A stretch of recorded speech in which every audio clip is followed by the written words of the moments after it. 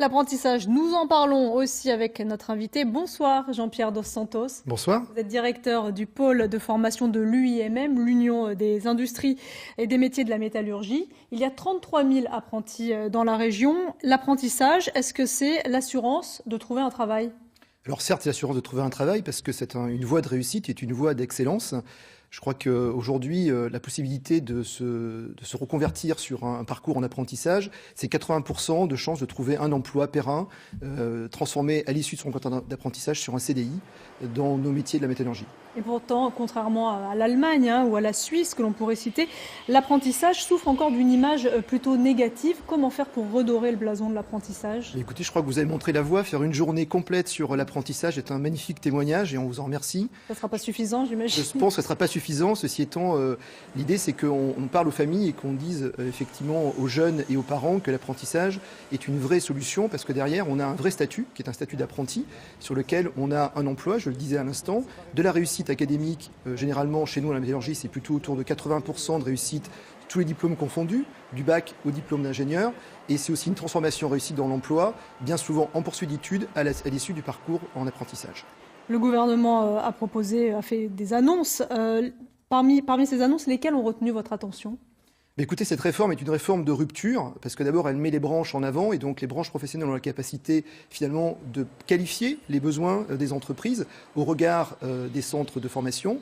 Pour l'entreprise, ce sera une réforme qui sera plus lisible, parce que plus équitable sur le plan financier, et donc plus souple à aménager sur un règlement au contrat. Et pour les centres de formation, c'est une dynamique de la qualité, et la capacité de travailler autrement des axes pédagogiques vis-à-vis des jeunes qui aujourd'hui ont d'autres attentes. Et donc prendre en considération les attentes des jeunes est un élément majeur également dans les schémas d'alternance de cette réforme. Et parmi les annonces, par exemple, la hausse du salaire de 30 € net par mois, autre annonce, prolonger l'apprentissage jusqu'à 29 ans révolus au lieu des 25 ans. Est-ce que vous trouvez que ce sont de bonnes mesures qui peuvent inciter les jeunes à choisir ces filières ou pas ? Mais écoutez, ça va dans le bon sens. L'accompagnement du salaire va effectivement dans le bon sens et l'accompagnement des mesures d'âge aussi, puisque les jeunes aujourd'hui ont des orientations possibles au-delà de 26 ans et je pense qu'effectivement, aller au-delà de 26 ans est une bonne mesure. On va parler formation. Quelles sont les filières qui recrutent le plus ? Alors aujourd'hui, on a des filières et des métiers en tension. Sur les métiers en tension, on a des grosses tensions sur les métiers de chaudronnier. Enfin, l'exemple que vous avez eu avec Salomé. En tension, ça veut dire qu'ils recrutent, c'est ça ? Qui recrutent, voilà. L'exemple que vous avez eu avec Salomé est un bon exemple sur la ferronnerie. Donc, c'est la poursuite de ce que fait cette jeune fille dans le monde industriel.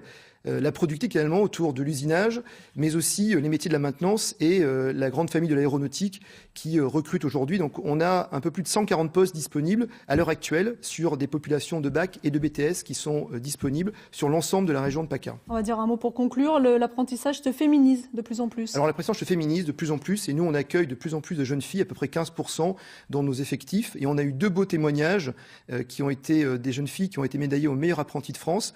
Une médaille d'or et une médaille d'argent cette année. Merci Jean-Pierre Dos Santos d'être venu nous parler de l'apprentissage et je rappelle que le projet de loi sera examiné demain en commission des affaires sociales de l'Assemblée nationale.